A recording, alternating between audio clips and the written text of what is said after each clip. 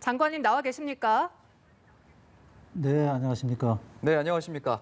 자, 장관님, 일단 오늘 저희 방송 출연이 취임 후에 첫 언론 인터뷰시라고요.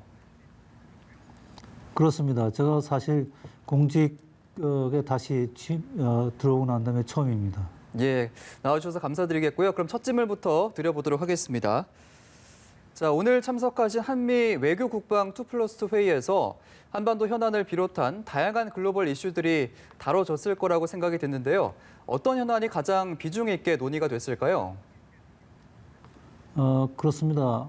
우선 미국 신행정부가 출범하고 난 다음에 초기에 국무와 국방장관이 함께 방한한 것은 한미동맹이 매우 굳건하다는 것을 재확인하는 계기가 됐다고 봅니다. 어제 오늘 그 양국 외교 국방장관들은 한미 동맹 관계와 관련한 또 한반도 문제 또 지역 그 다자 협력 분야에서 매우 폭넓은 그러한 협의를 가졌습니다. 한반도 이 동맹 문제에 있어서는 한미 동맹을 앞으로 어떻게 더 발전시켜 나가느냐.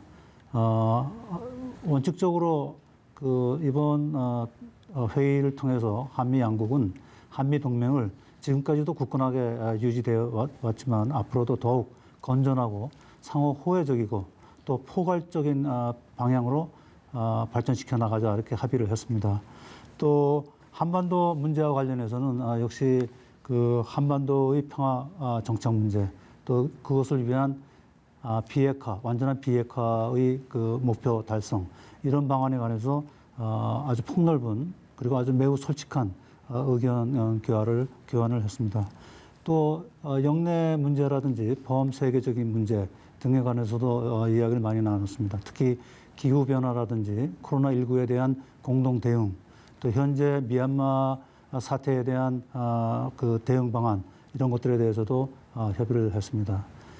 또 오늘 그 회의 계기에 한미 방위비 분담금 협정이 타결됐고 여기에 대한 가서명이 있었습니다. 이를 통해서 앞으로도 한미 동맹 간의 여러 가지 현안을 계속 원활하게 협의하는 데 좋은 토대가 됐다고 봅니다.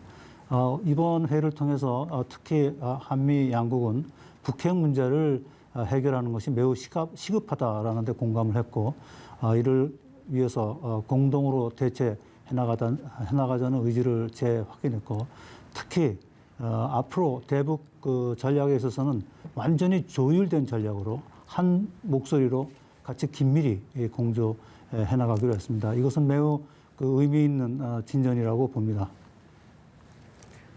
네, 이렇게 다양한 이슈들에 대해서 다루셨는데 그중에서도 특히 대북 전략에 대해서 많은 의견을 나누신 것으로 알고 있습니다. 특히 어제 블링컨 국무장관의 발언을 살펴보면 북핵과 미사일을 도전으로 규정했고 북한의 권위주의 정부가 자국민을 광범위하게 확대하고 있다. 이런 작심 발언을 했는데요. 이에 대해서는 어떻게 보십니까? 예, 북한의 그 계속적인 핵 미사일 개발은 우리나라에도 큰 그 걱정거리죠. 또 국제사회에서도 이러한 북한의 핵 미사일의 지속적 개발에 대해서 크게 우려하고 있고 그렇기 때문에 유엔 안보리에서 대북 제재 결의도 채택한 겁니다. 그러나 이 문제는 대화와 외교를 통해서 평화적으로 해결한다는 것이 한미 간의 공동된 인식입니다. 오늘 그러한 평화적 해결 방안을 위해서 외교 국방 장관 간의 긴밀한 논의가 있었습니다. 바이든 미 행정부는 인권과 민주주의 가치를 매우 중시하는 그러한 정책을 갖고 있습니다.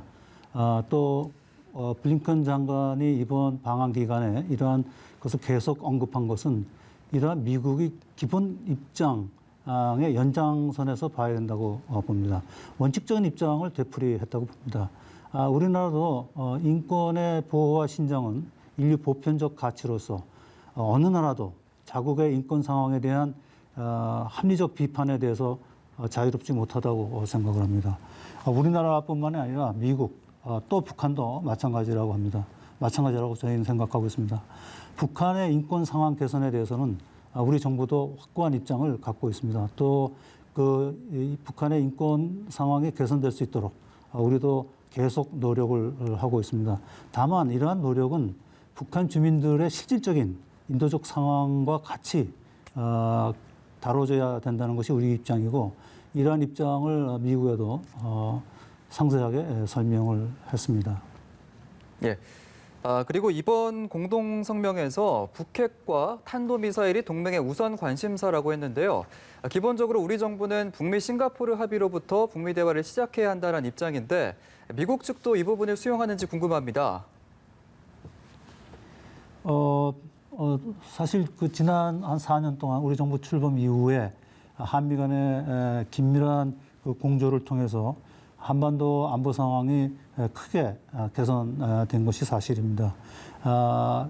북한의 최고 지도자가 한반도의 완전한 비핵화 목표를 분명하게 밝혔고, 또 특히 한반도를 핵무기와 핵 위협이 없는 평화의 터전이라고 약속한 것은 굉장히 의미가 크다고 봅니다.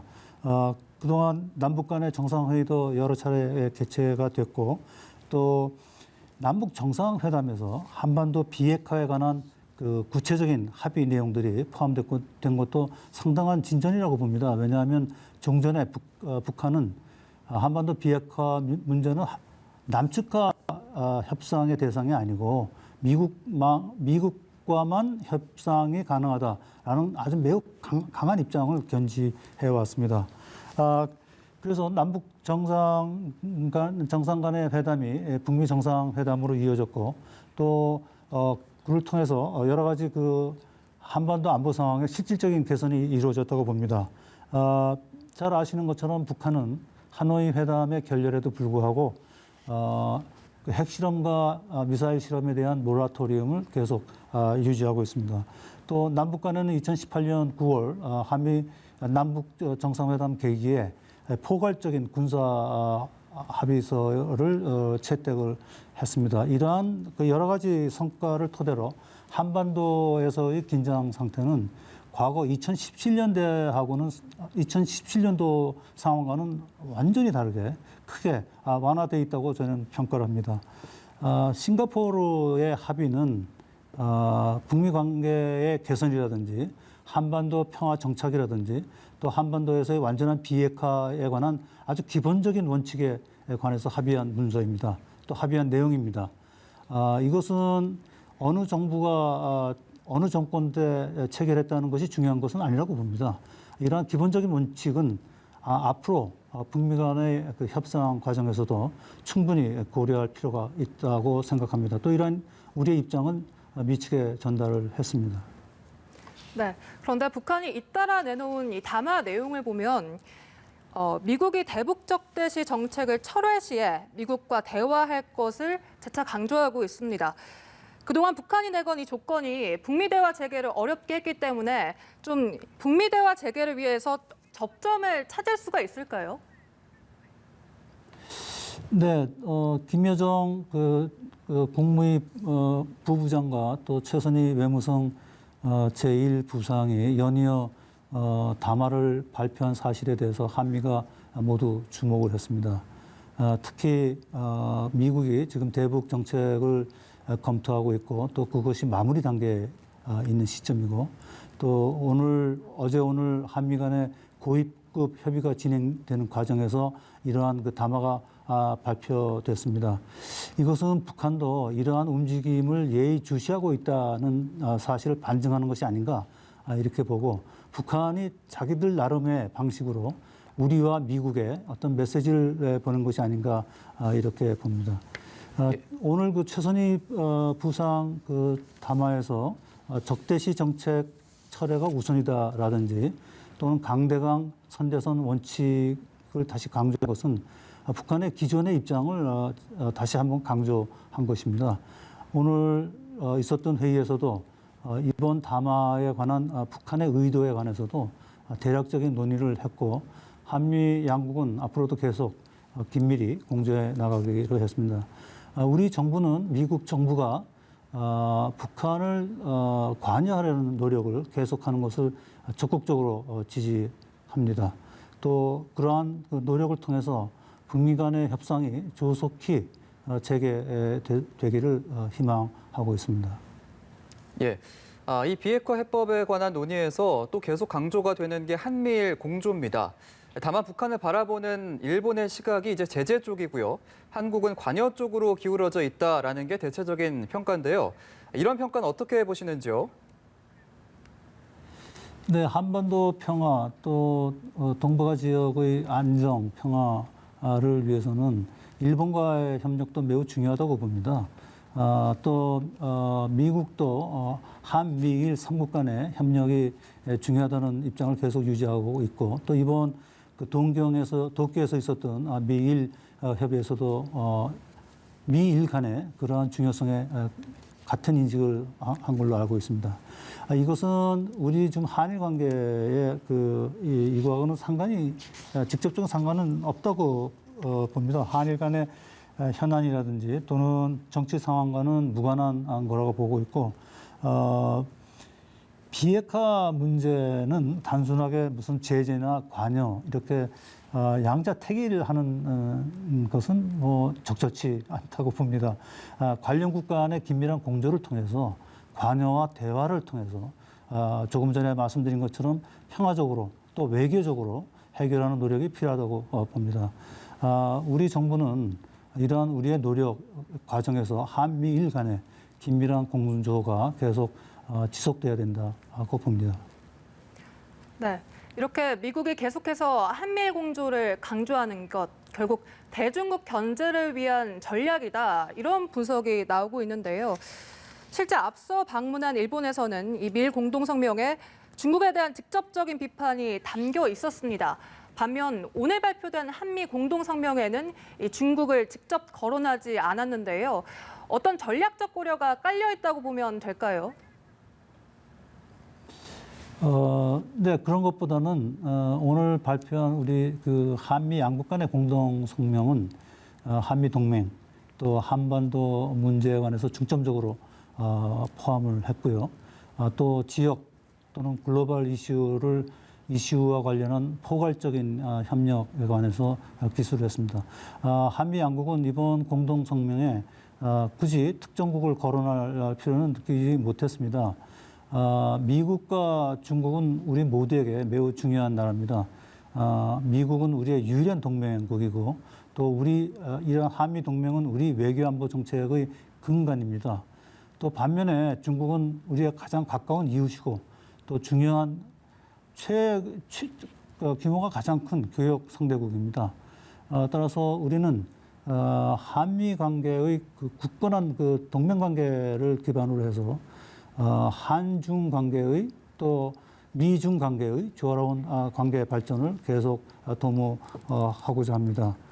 미국도 중국과 반드시 대결적 구도로만 나가는 것은 아니고 사안에 따라서는 중국과 경쟁도 하고 또 협력도 해나간다는 입장을 분명히 밝혔습니다. 또 블링켄 장관은 방한을 마치고 귀로해 알래스카에서 미중 간의 고위급 회담을 개최하기로 했습니다. 우리는 이러한 미중 간의 소통 노력을 적극적으로 지지하고 또 우리가 도와줄 수 있는 것이라면 적극적으로 협력해 나갈 것입니다. 또 우리의 이러한 입장을 미치게도 설명을 해줬습니다. 예. 사실 또 이번 방안을 계기로 쿼드 정상회의와 관련된 자료를 전달한다고 했었는데 혹시 전달은 받으셨는지요? 오늘 공동 기자회견에서 제가 밝혔습니다만 이번 협의에서 쿼드와 관련한 구체적인 논의는 없었습니다. 다만 쿼드는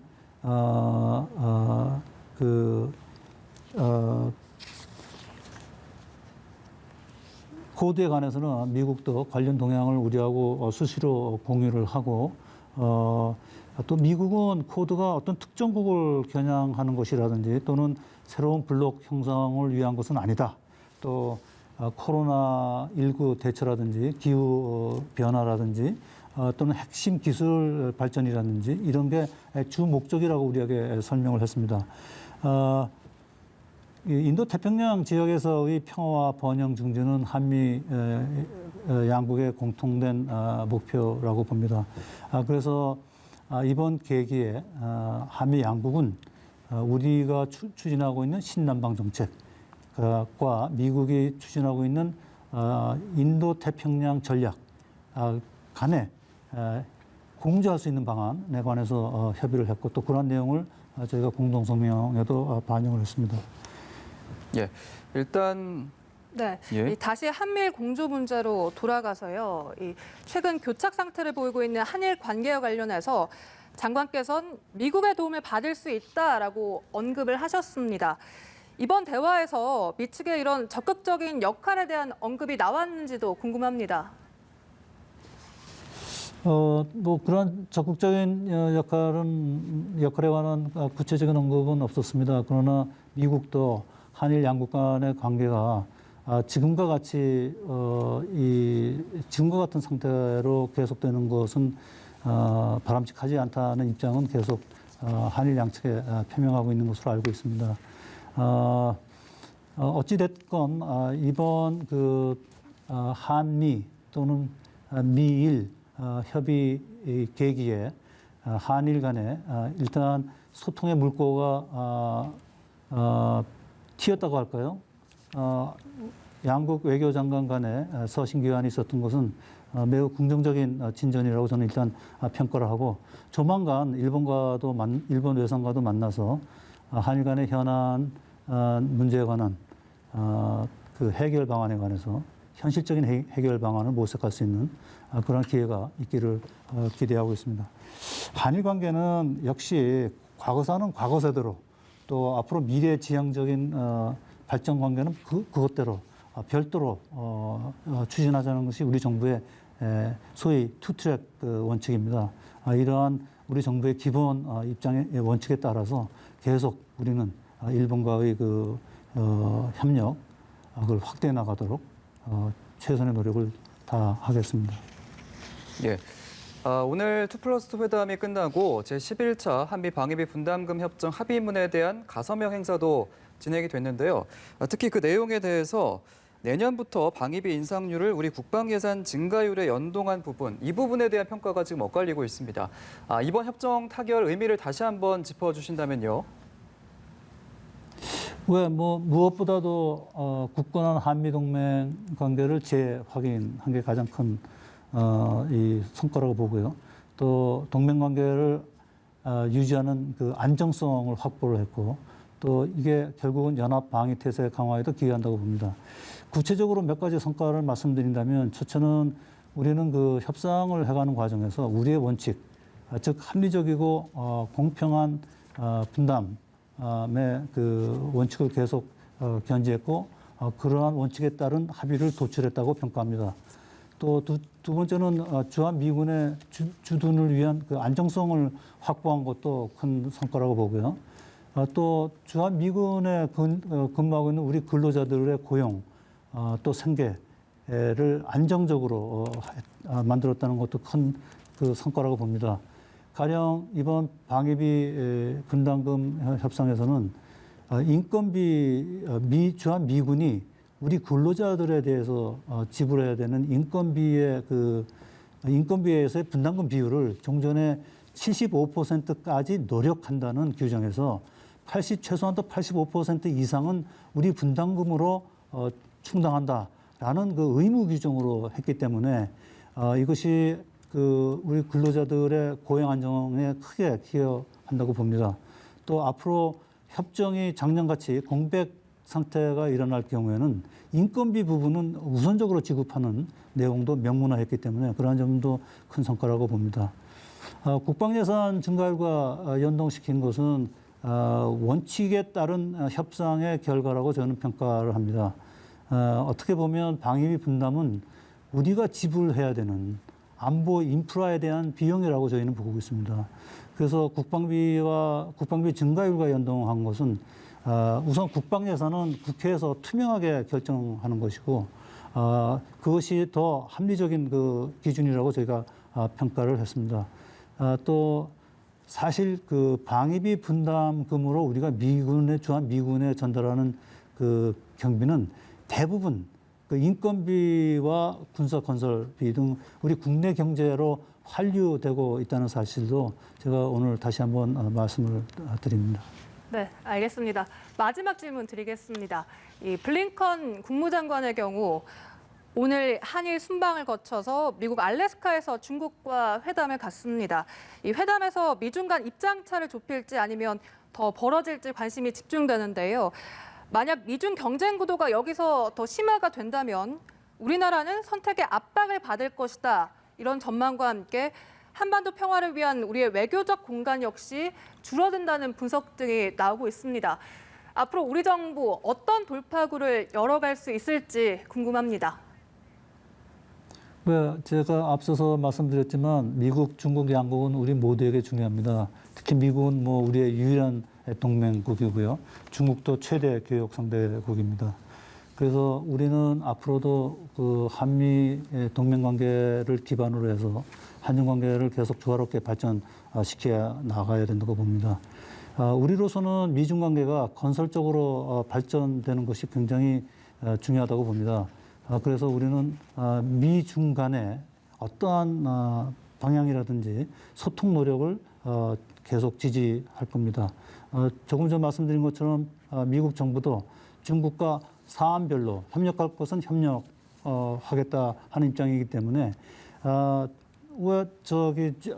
저희가 볼 때는 미중 간에 협력할 그 분야도 많이 있다고 봅니다. 가령 기후 변화라든지 또 코로나19 공동 대응이라든지 또 한반도 평화 축적 과정에서 미국과 중국 간에 협력할 공간이 굉장히 많다고 봅니다. 그렇기 때문에 이러한 그 협력 가능 분야에서 우리가 미중 간의 협력을 촉진할 수 있는 부분이 있다면 우리도 그러한 역할을 충실히 수행해 나가겠습니다. 미국과 중국 양자 중에 하나를 택하라는 것은 있을 수 없는 얘기고요. 그런 접근법은 제가 볼 때는 불가능한 얘기라고 봅니다. 또 미국과 중국 양국에서 우리한테 그러한 그 요구를 해온 적도 없다는 사실을 제가 분명하게 말씀을 드립니다. 예, 오늘 말씀 여기까지 듣도록 하겠습니다. 오늘 회의하시느라 수고 많이 하셨고요. 나와주셔서 다시 한번 감사드리겠습니다. 고맙습니다. 예, 감사합니다.